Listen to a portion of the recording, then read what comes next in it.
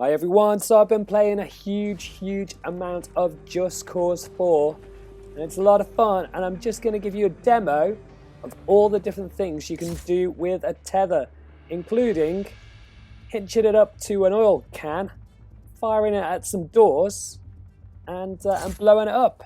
So essentially you use L1 to initiate the tether. If you're playing on a PlayStation 4 like I am, or it's LB, I guess, on the Xbox One, and then it's a case of moving the left analog stick to your targeted destination, like I'm doing there, to the floor, and then pressing the button again, and then suddenly all things happen. But there are a few tricky ones, like this one, where you've got to push it upwards, so you've got to attach it and pointing at the ceiling. So I'm just going to demo that again with a second switch on over here. So you can see there, it's got like kind of arrows pointing up. You can guess that it's got to go upwards, and that's it. And the Black Hand are almost here. Apparently. And then next up, you've got the loadouts for the grappling hook. Now, you've got kind of three different items that you can put into place. You can see here, I've just got the airlifter, and I've got to kind of set it up.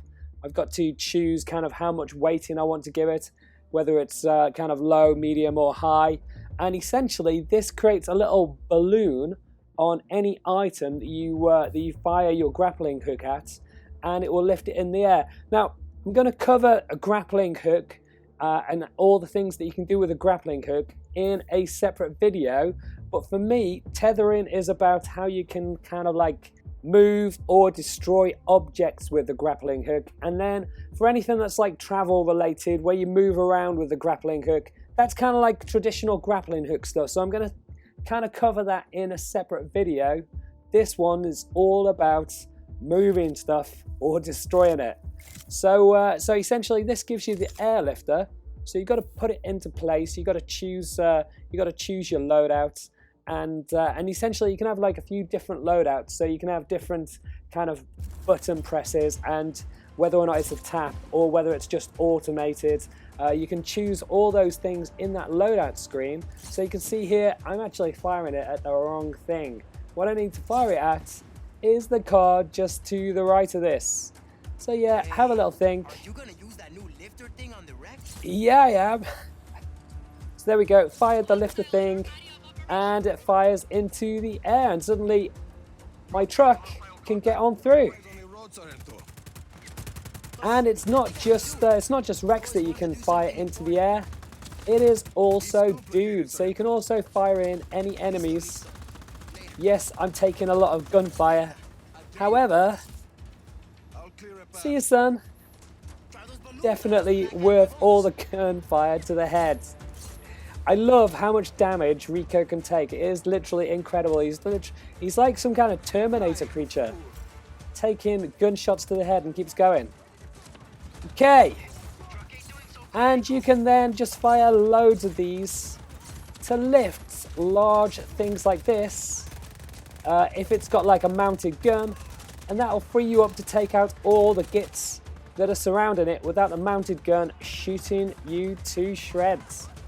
And you got that guy just floating in the middle of nowhere. So that's the airlifter done. Next up, we have got the booster.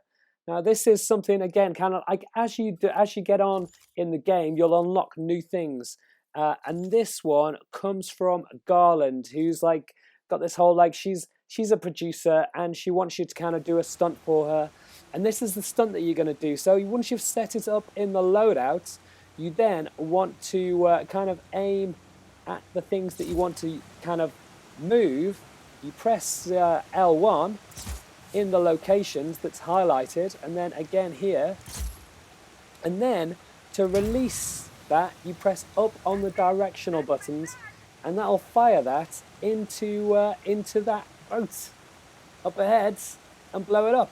And actually, for any time you want to release the tether, it's always pressing up on the directional buttons. So you can also do this kind of stuff on the move.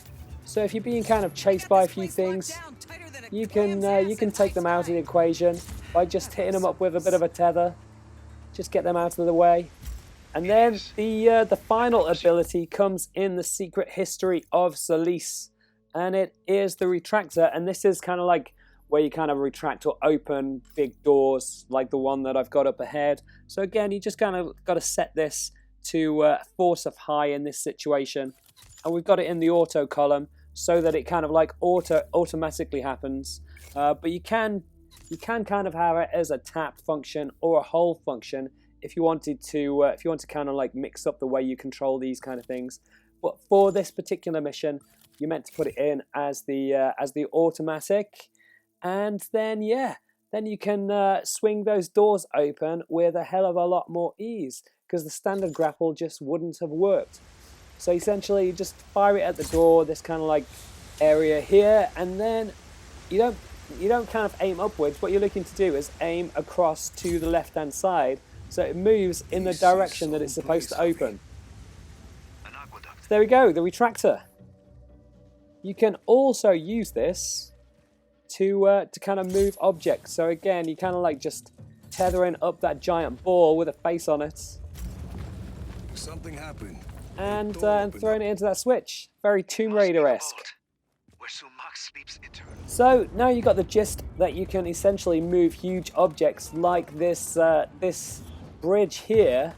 It's time to start to think about getting creative. So there's loads of things that you can do, whether it's like tethering up two helicopters to each other, kind of like, that's the beauty of this game, is this huge sandbox where you can just go absolutely nuts with all your toys.